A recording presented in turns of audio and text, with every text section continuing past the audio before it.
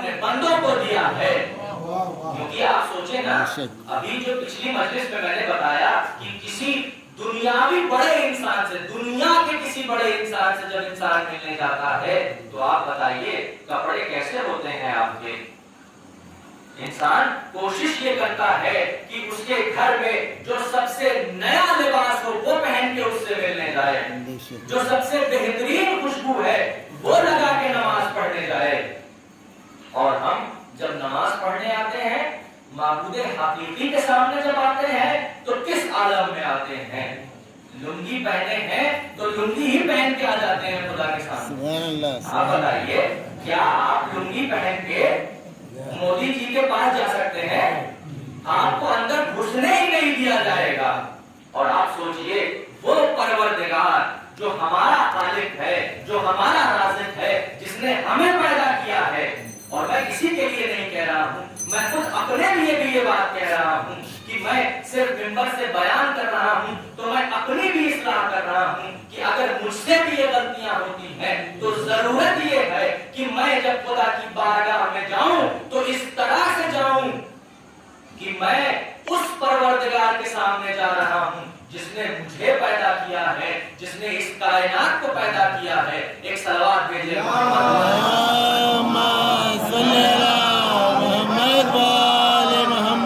دعا کا ایک طریقہ ہے نماز, اور جب بات دعا کی آتی ہے تو تمام عالم اسلام کو یہ قبول کرنا پڑتا ہے کہ اگر اہل بیت کی دعائیں ہمارے پیش نظر نہ ہوتی تو مسلمانوں کو دعا کا طریقہ اور سلیقہ نہ معلوم ہو پاتا. بے شک, کیونکہ ہم معبود حقیقی کے سامنے کھڑے ہونے جا رہے ہیں تو الفاظ ایسے ہونے چاہیے جو شایان شان ربوبیت ہو, جو پیشگاہ رب العزت ہو. ایسے نہ ہو کہ مزاج پروردگار برہم ہو جائے. تو آپ دیکھیے اس نے نماز کا طریقہ ہمیں بتایا ہے کہ نماز شروع کیسے ہو رہی ہے. الحمدللہ رب العالمین. تو عزیزوں, نماز کی اہمیت ہے, دعا کا ایک طریقہ ہے.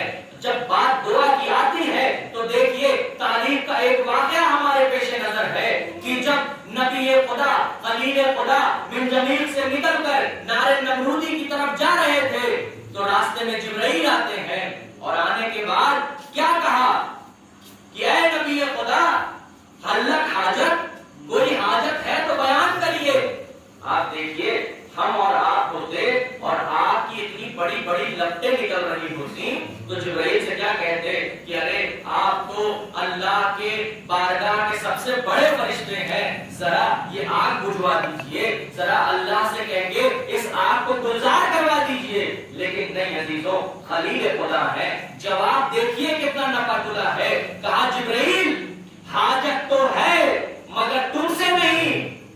میں کہوں گا خلیل خدا, جبرائیل ہے, خدا نہ خواستہ کوئی شیڈول کاسٹ تو نہیں ہے, آپ ان سے اپنی حاجت طلب کر سکتے ہیں, اپنی حاجت کہہ سکتے ہیں. عجب نہیں نبی خدا آواز دیں گے کہ تم نے نہیں پہچانا, اگر میں آج اس فرشتے سے اپنی حاجت طلب کر دوں گا تو کل کو یہ پلٹ کے کہے گا پالنے والے اسی بندہ مجبور کا سجدہ کروایا تھا جو آج مجھ سے اپنی حاجت طلب کر. سبحان اللہ, سبحان اللہ. اسی بندہ مجبور کا سجدہ کرایا تھا. تو نبی خدا نے اپنی حاجت طلب نہیں کری اور کیا کہا کہ دیکھو حاجت تو ہے مگر مجھے مشیت الہی کا علم نہیں ہے. میں نہیں جانتا کہ خدا مجھے جلائے دینا چاہتا ہے یا مجھے بچا لینا چاہتا ہے. بس عزیزوں دیکھیے, جسے مشیت الہی کا علم نہ ہو اسے خلیل خدا کہتے ہیں, اور جسے قدم پر مشیت الہی کا علم ہو اسے حبیب خدا. سبحان اللہ, سبحان اللہ, سبحان اللہ, واہ واہ واہ, سبحان اللہ, سبحان اللہ. اور ہمارے اور آپ کے چھٹے امام جعفر صادق اللہم صلی علی محمد و آل محمد. ارشاد فرماتے ہیں نحن مشیت اللہ, ہم مشیت الہی ہیں, ہم مشیت خداوندی ہیں. اگر تمہیں قرآن کا علم حاصل کرنا ہے تو اس در پہ آ جاؤ, تمہیں قرآن سمجھ میں آ جائے گا. اور آپ دیکھیں ہمارے معاشرے میں آج علم دین کو ہم نے کتنی پست نگاہوں سے دیکھا ہوا ہے.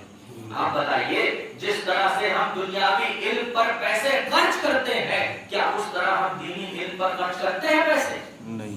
عزیزوں، آج اگر کسی اچھے اسکول میں ایڈمیشن کرانا ہو اپنے بچے کا تو لاکھ، 2 لاکھ، 10 لاکھ جتنا مانگے گا دے دیں گے اس کو. لیکن اگر اپنے بچے کو قرآن پڑھانا ہوگا تو مولوی صاحب مہینے کے آخر میں لے لیجیے گا، چاہے وہ 500 روپے ہی چاہیے انہیں. لیکن کیا کہتے ہیں؟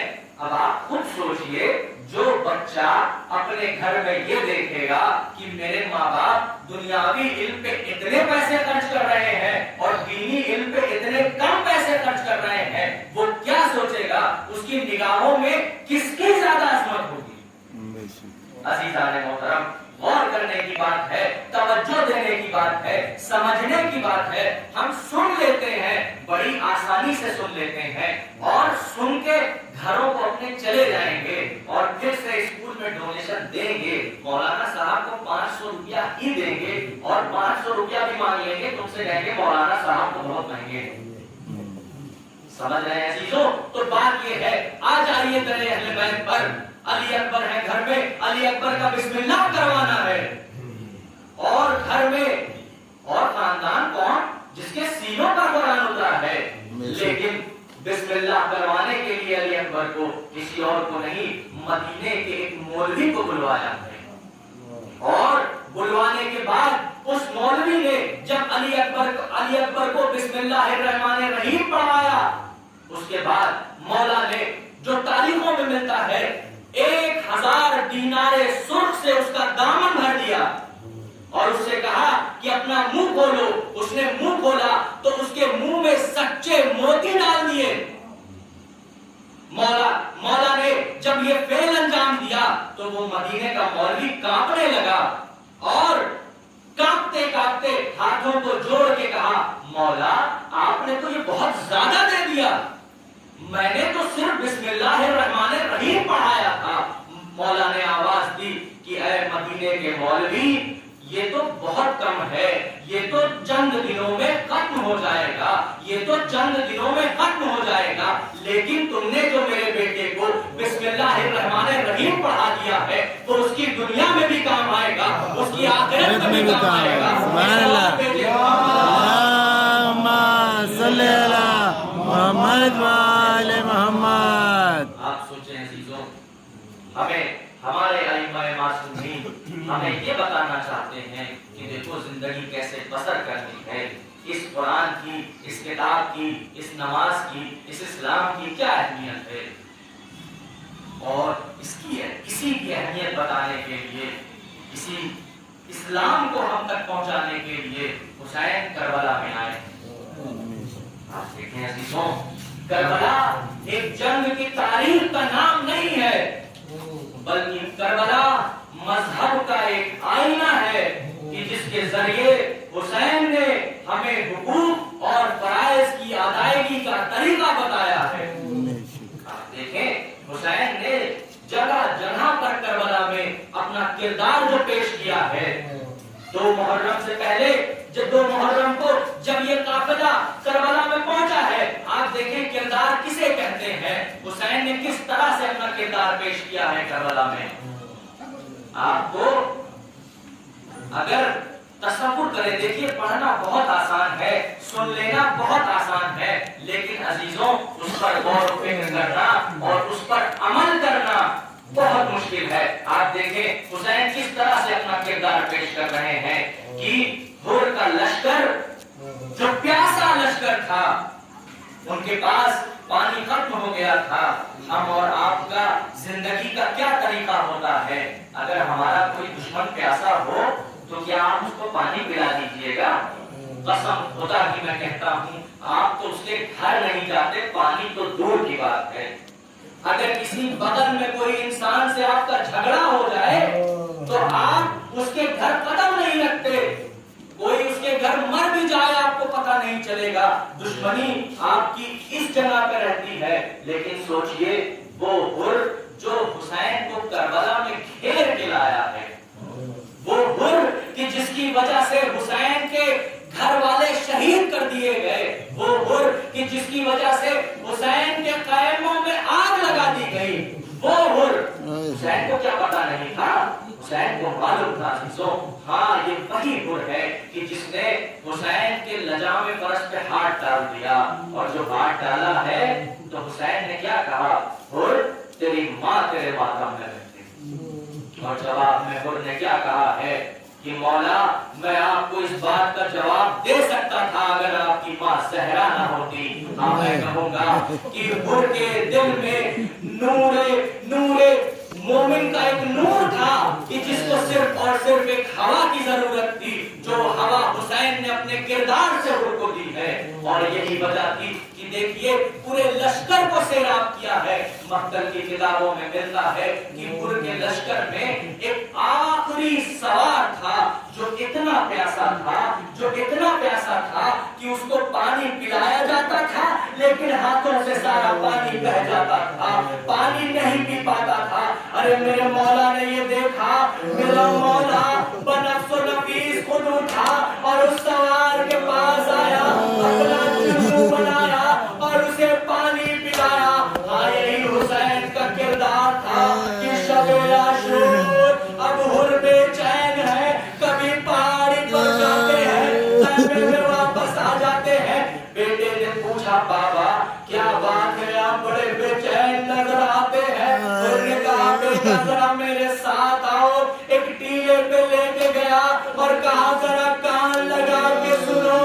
ارے ان کے بیٹے نے کہا بابا یہ تو چھوٹے چھوٹے بچوں کی آوازیں ہیں جو آتش کہہ رہی ہے۔ انہوں نے کہا بیٹے یہ وہی بچے ہیں ان کو گھیر کے میں کربلا میں لایا ہوں۔ انہوں نے کہا کہ بیٹا دیکھو اب مجھے اس طرف جنت نظر آ رہی ہے، اب میں حسین کے پاس جاؤں گا، حسین سے معافی مانگوں گا۔ ہم چلے ہیں اور اس عالم میں چلے ہیں کہ دونوں ہاتھوں کو پسے پشت باندھا، آنکھوں پہ پٹی باندھی۔ میں اس قابل نہیں ہوں کہ مولا سے نظریں ملا سکوں۔ ہاں میں تو کہتا ہوں یہی وجہ تھی کہ حسین نے ایک رات کی مہلت مانگی۔ حسین کو معلوم تھا کہ ابھی ایک مجاہد اس طرف سے اس طرف آنے والا ہے۔